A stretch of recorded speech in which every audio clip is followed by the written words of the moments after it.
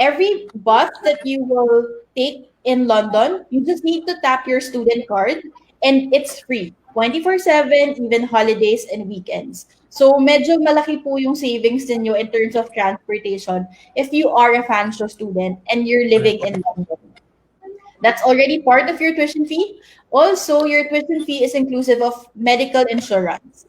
So you're covered with the usual medical consultations, medical procedures, reimbursement of vaccines, and also medicine.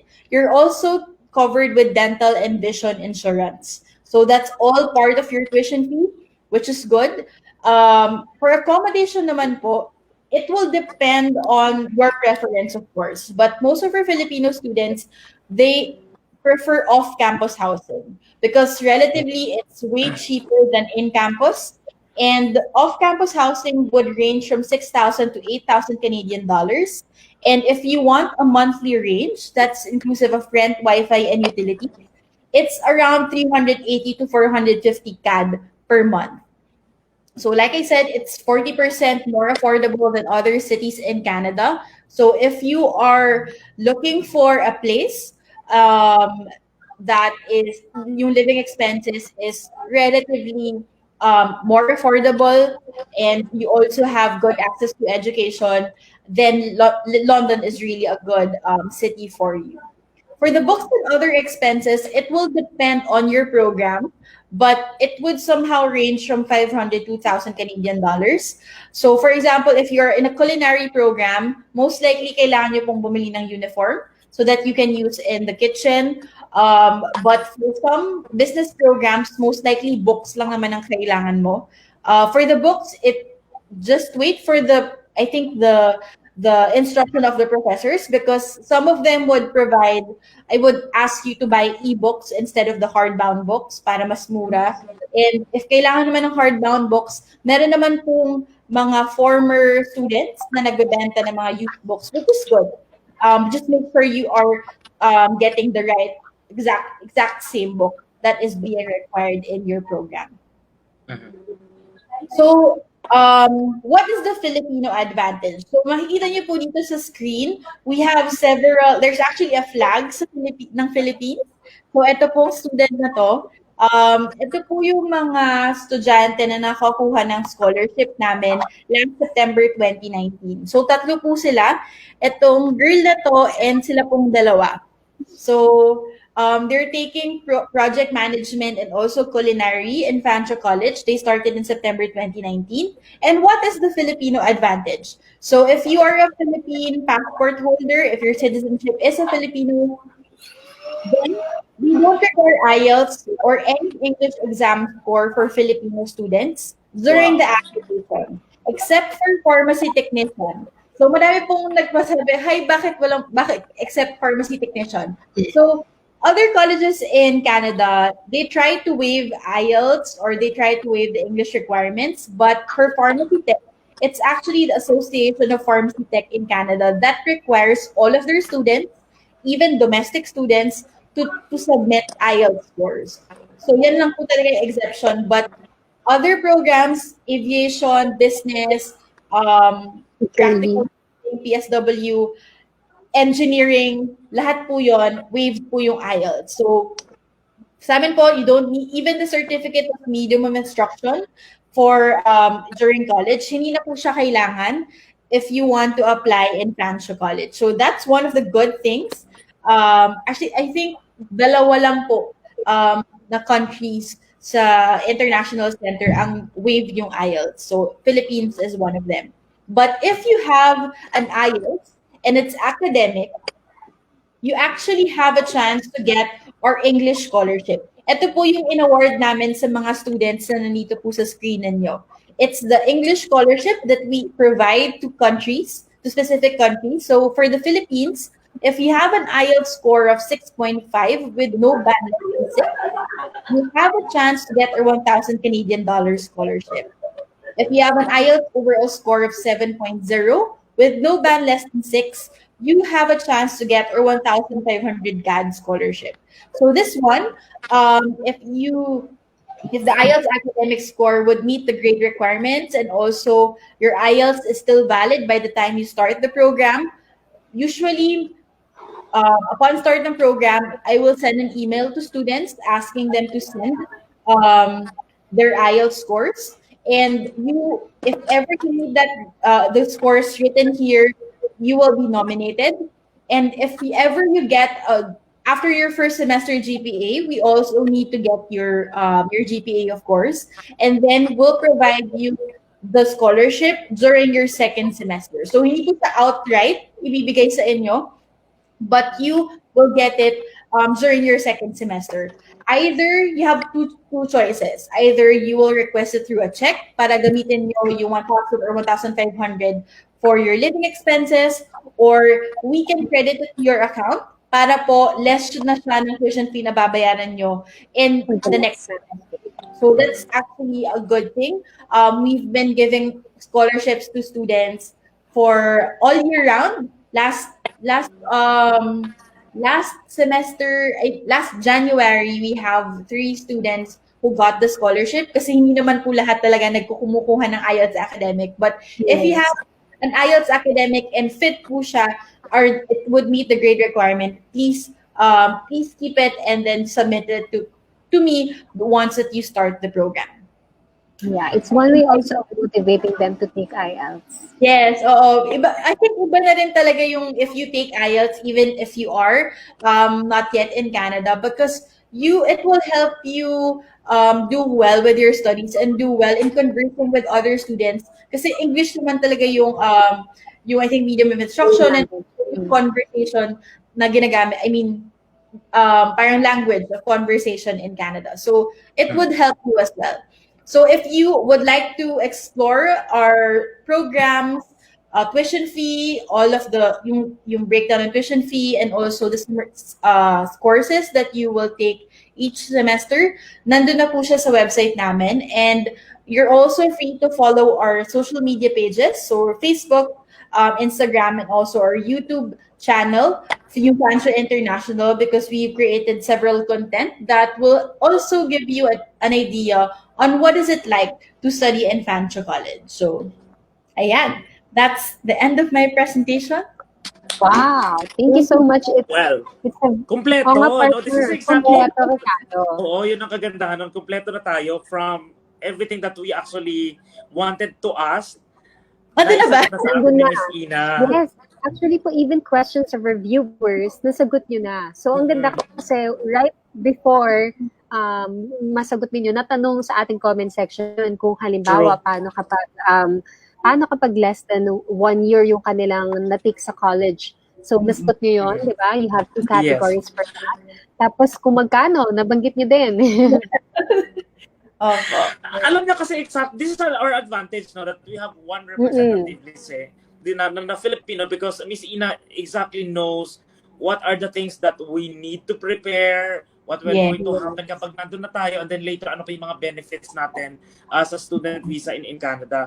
Pero kalinawin ko lang, no, para po sa mga viewers natin, again, if we mention po na London, and hindi po tayo nasa UK, okay? This is London, Ontario. London, yes. Oo, kasi kanina may nag-wow sa akin, may UK na kayo. Oo. Ayun. Okay, so Miss Ina, thank you so much for that presentation. Siguro we have some little dagdag na lang ng mga clarification. So, ako yung unang question ko po is, when it comes to to the situation right now, for sure ito yung unang tanong nila kasi you mentioned na parang nagiging normal na ang ang mga operation ng mga businesses and school doon po sa London, Ontario, sa Canada. But then, since we still have this issue pa rin that borders are not yet open, okay, so ano po yung mga guarantee nyo that, let's say, whoever man yung magiging client namin that wanted to avail for a student visa going to your college, okay, if in case that the border are not yet open, for example, pwede ba ma-move yung kanilang intake? Instead, let's say they're preparing for September, for example, but unfortunately, there are no flights. Pwede ba siyang i-move sa next na intake? Yes. Okay. So for September 2020, I think most of our students are in that intake. we have categorized programs already. So, meron kaming online program, which is most of our programs are online. And we also have blended programs. Yung mga blended programs namin, yun yung hybrid. Meron silang online classes, meron din silang physical classes. Kasi medyo, for example, aviation, mahirap siyang gawin online lang. So, kailangan talaga may physical classes or may lab exposure yung mga students. So, if you are in an online in a blended program, you are required to travel to Canada. But if you are an online program, like what IRCC have mentioned, you can stay in the Philippines, taking your first semester, and then travel to Canada by January without affecting your PGWP. Ah, okay, that's good. Yes, All right. but if in case you don't, if you think online is not your thing, kasi kahit ako din naman po, online, yung traditional learning talaga tayo. Medyo mahirap yung online learning. So, if you think that online learning is not for you, you have a chance to defer your intake. So, if it's available in, for example, in January, then we can defer you to January without any cost. Okay, so that's good. Kasi yun yung gustong clarification ng ilang viewers na, kasi there are some schools that parang may certain penalties lang because na-move siya. Okay, so at least this is clear. Okay, if coming from your college, so wala po silang dapat i-worry if ever they're going to start yung kanilang, let's say, visa application sa amin and they wanted to take the September intake. Okay, Yes. so yeah. Just to add na lang po, if you have to defer your intake, of course, before the start of class. Kasi yun yung policy namin. Dapat yung intake, yung deferral request mo or any changes in your program, it has to be done before the start of class. Kasi if ngayon, kunyari July, if you're in a September 2020 program and wala ka pang visa, actually may time ka pa naman to wait eh. You can wait until September, you can wait until August. But if you don't have your visa by then, kasi wala ka pang biometrics, or wala pa talaga, I mean, hindi pa open yung visa center sa place mo, then you have a chance to be deferred. Mabilis naman po yung processing ng new LOA namin. So if you have the new LOA, lahat ng binayad mo for the first semester, for that specific semester, it will be moved to the new one. But make sure it's done properly, well documented, and on time. Okay. So yun guys, malinaw po. Again, ulitin po natin sa mga viewers natin, especially those who are worrying na they're going to start their applications now, but then unfortunately later on, hindi nga mag-open yung border, so they don't want to waste their money. So again, ito po, this is clear na coming from Miss Ina mismo that you can either wait for the next intake or you will take online first and just continue your study doon po sa Canada kapag naging okay na po yung mga border nila. Hopefully Okay, by February po, open yung borders and physical classes na talaga tayo. Okay. Partner, question. Ito, Miss Ina, coming from our source, ito, meron tayong question. And we have a question here. Tanong niya, what's the difference if they process their application for student, for example, with the visa center compared to kapag nag-direct sila, for example, sa inyong college? Will there be a difference? Okay. So for, I think, madami talagang may mga nagbo-blog about DIY.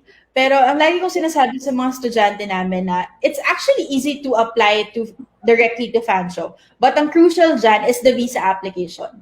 If you don't have any experience with applying for a work visa or even a student visa, kasi tourist visa, mabilis lang, madali lang yan eh. But work and study visa, it's different. So, mahirap kasing ma-deny. I think if you get denied once, medyo mahirap na if you will actually look for an agent to process your visa for the second time. So, in your first try, para lang sure tayo, kasi it's actually good to have a new set of eyes or a third-person perspective to look at your documents. They would know if you are doing your SOP correctly. They would know if you have the right amount of funds. And they would also know yung timeline. So, ayaw natin, of course, na ma-deny tayo sa visa. So, as much as possible, if you have the resources, we have our partners, Visa Center is actually one of our affiliated partners to process the school and also the visa application, then that will be a good thing for you to get their services. Good to know, no, Miss Ina. So para po sa mga viewers natin, again, okay po. So we're talking here about student visa, but it doesn't mean na kapag naka-enroll na po kayo sa isang school, okay, automatic na po that the immigration officers will approve the visa right away. So Yes. again, we keep on mentioning that kapag wala po kayong proper experience and also risky pa rin mag-DIY. Kasi nga it has to be justified bakit ka mag-aaral doon of all schools. Yes. Oo, kasi let's say yung course mo naman is also available let's say in the Philippines or wherever you are right now, then why do you have to go to Canada? Considering na minsan, if you go to compare yung nasa Philippines at saka yung nasa Canada, of course, mas magastos doon.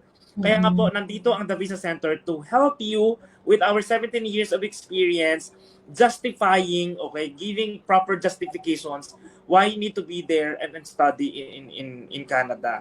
So yun yung reason po nun. Okay, may next question bago ka partner. Okay, when it comes to accommodation, kasi ito yung common question sa akin. When it comes to accommodation, kanina kasi you mentioned that yung school is magpo-provide actually ng accommodation for the students. But let's say pag yung sa labas sila, normally kasi it comes with a contract. Normally po, how much yung payment dito? Do they have to pay in advance?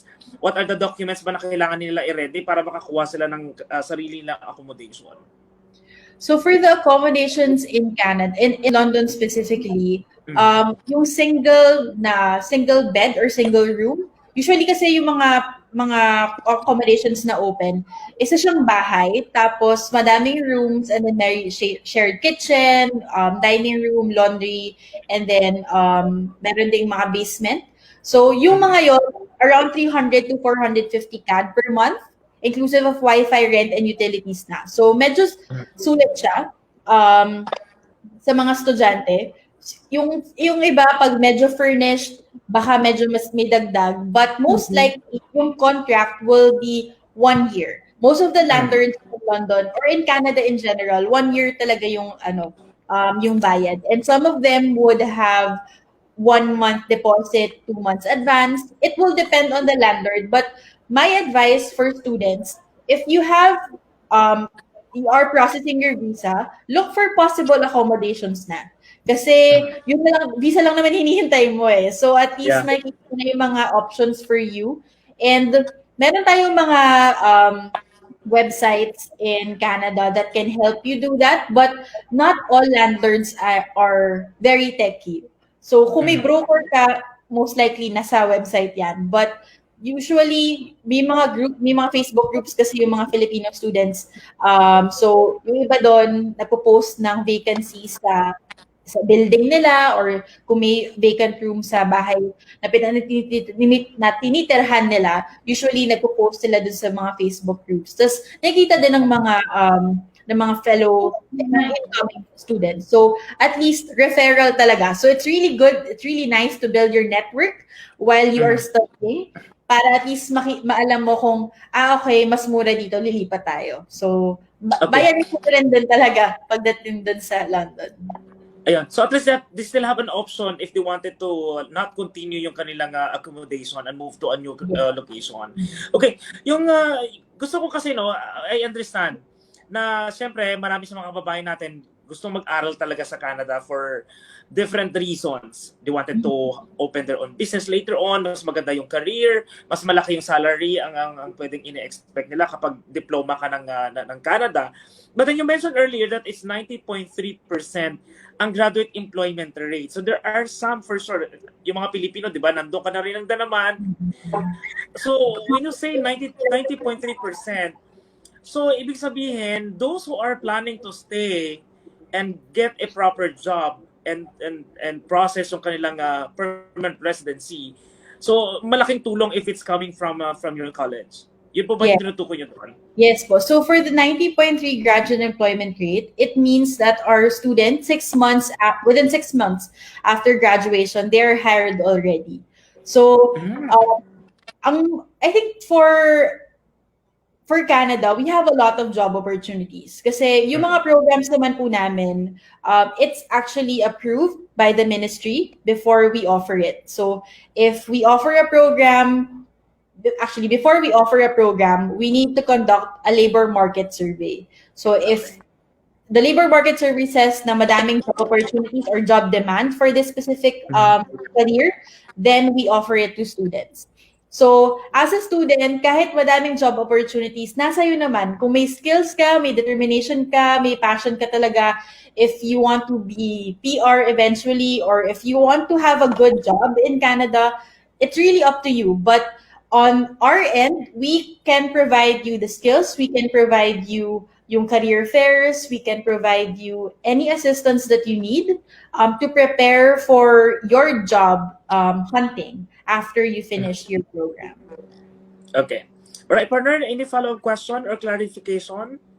Ayun, partner, so far, ayan, nasagot ni Miss Ina, no? Yung questions ng viewers natin, meron tayo kanina kay Beatrice. Hi, Beatrice, nanonood galing po Jaira. She's one of our top fans dito sa ating StreamYard. Ayan, sa ating show every time. Tinanong niya kung no IELTS. Ayan, just to recap and answer, wala. Tama ba, Miss Ina? Yes. Wala pong IELTS required. Except for Tech.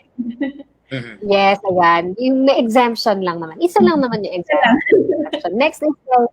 Next is kay Jerry Dunca. Ayan, tinanong niya kung magkano yung estimate na tuition fee. Ayan, nasagot nyo rin po yan, ma'am.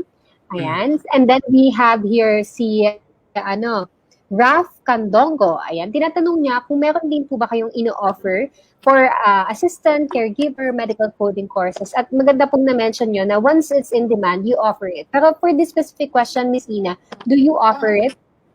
So we have a caregiving program. We have the PSW or the personal support worker, and we also have the gerontology. So gerontology is, of course, if you're dealing with patients that are mature or like senior citizens already, yan, sila yung, we have a program for you. And since sabi nga namin na caregiving track is really a good pathway for immigration in Canada. So nag-isip na kami ahead.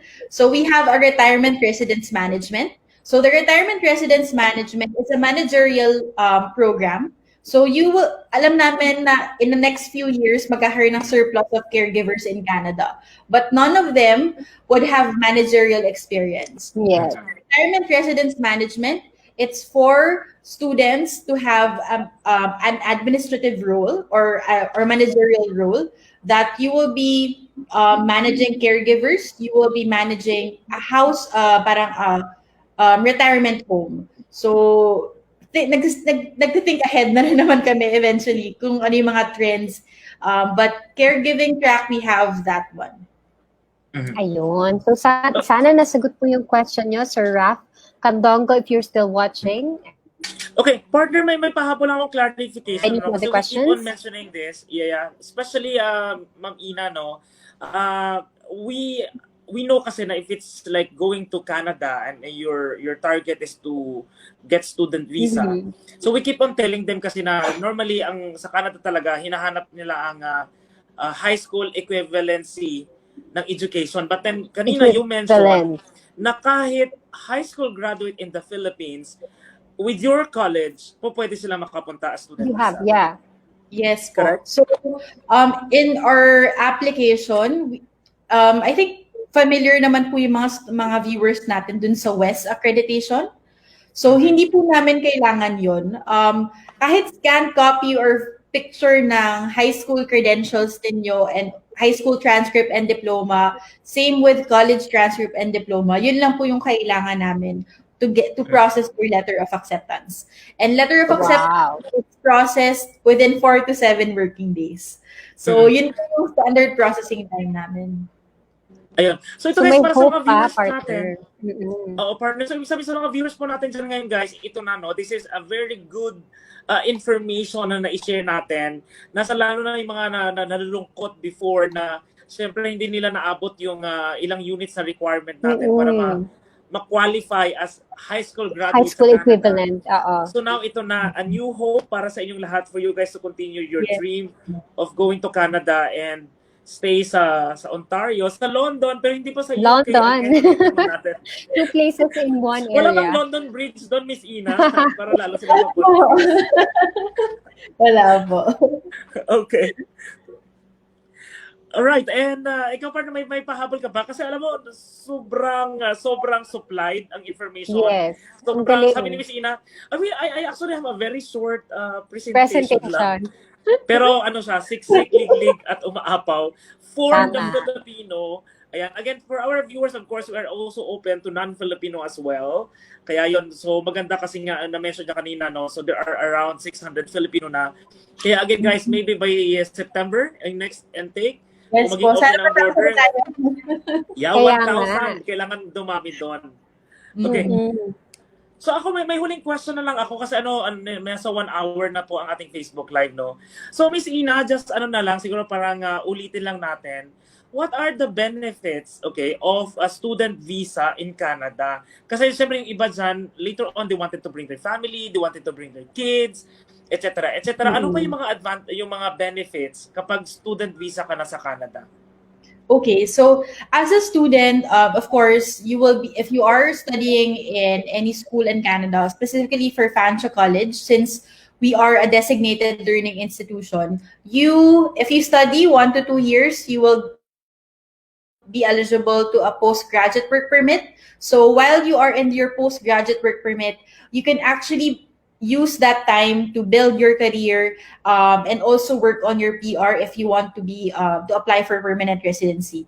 Also, if you are a student permit holder, you are allowed to work a maximum of 20 hours per week while you are studying. So that's an added advantage for you to somehow pull some funds for your living expenses. And also, if you are on a break, so for example, summer break or winter break, you can work full-time or like 40 hours per week. So that would be the benefits or the advantages of you having a study permit. But if you will be traveling with your family, if you want to bring your families with you, if you have a spouse, yung spouse nyo po will have an open work permit. So he or she can work in Canada full-time while you study. And if you will be traveling with your kids, grade 1 to 12, free po yung education na ibibigay. Since both your spouse and also your kids will be under your study permit. So we have a lot of Filipino students that are bringing their spouse and also their families with them. So kung medyo nag-worry po kayo or nag-question kayo kung posible ba talaga, sobrang posible po. So you're free to siguro check our website and also check the Facebook groups in mga Filipino Fanshawe students, and madami po sa kanila. They are living with their families in Canada right now. So okay, so that's very good, no? So imagine mo, using student visa, going to Canada, imagine you can actually bring your family na. So, ang gusto ko lang pong malaman, since student visa, let's say si wife, and then yung spouse na gustong sumama, so as you mentioned, entitled siya for a full-time job. Pero yung visa ba ni husband, coterminous sa student visa ni wife? Or so if yung husband or wife niyo po would have an open work permit, as long as you're studying in Fanshawe, valid naman po yung work permit and also yung stay ng mga anak nila in Canada. Ayun, that's a big good news again para po sa mga viewers natin. So imagine if you're planning to really bring your family and and your kids to Canada, then why not use, no? Kasi nakikita natin, partner, di ba, compared to qualifications, let's say mag-permanent residency yan or express entry versus student, alam natin mas mababa ang hinihingi ng mga qualifications dito and all. So this is actually a very good stepping stone ng mga kababayan natin if they really wanted to move and migrate to Canada. So, Miss Ina, you're really such a big help. Yeah, go ahead po. Just to share lang po, madami po kami mga students na nag-express entry before. Tapos hindi po nila na-meet yung score. So, parang most of them talagang student track na yung kinuha. So, I think The Ayun. best way. added points din po kasi siya for PR application. So, that will be a good plus point. Ayun. So, Justin, kailan Yes. kausapin mo na si Miss Ina para masimulan lang ang iyong student visa?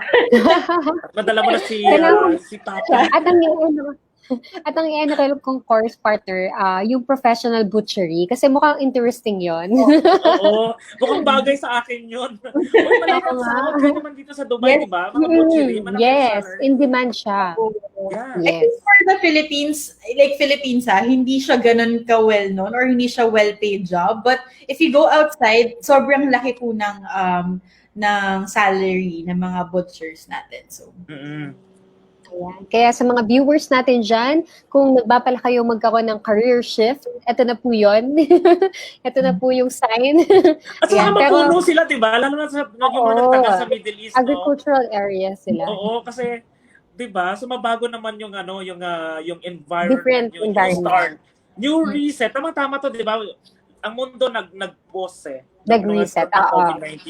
So if you wanted to start a new beginning, then you have to find a new place po pwede yon and bring your family later on. Tapos invite mo na si Miss Ina, mag-coffee kayo doon sa mall. Di ba, iba? Sa campus na nakaharap lang ng mall. Oo. Or sa coffee Okay. shop mismo ng Fanshawe students. tama po yan. Yes. Okay, so ito, huwag na natin patagalin siguro, partner, not unless may still have more question to ask. May habol ka pa ba or all good ka na?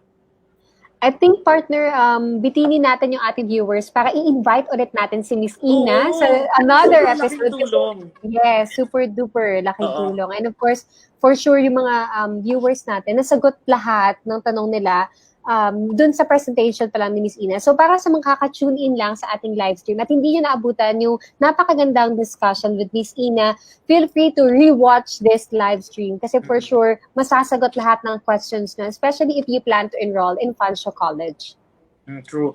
Okay, siguro, Miss Ina, request na lang, no? Can you invite our viewers again na tawag nito na mag-enroll or mag-take ng student visa going to Canada kasi nga napakaraming mga benefits by doing yung student, they will start from student visa and then later on to bring their family. Okay, so to everyone that are watching this live stream or rewatching this live stream, I think one of the good things about studying in Canada is the benefit of you as a student and also with your family. It's a good investment. Kung hindi man kayo makapag-decide now, I think watching this specific live stream will actually give you an idea on the benefits of being a student in Canada. So in terms of the quality of education and also if you're looking for a place where you have a very affordable living condition or lifestyle, Fanshawe College, London City would actually be a good fit for you. So if you're thinking of studying in Canada, please choose Fanshawe College.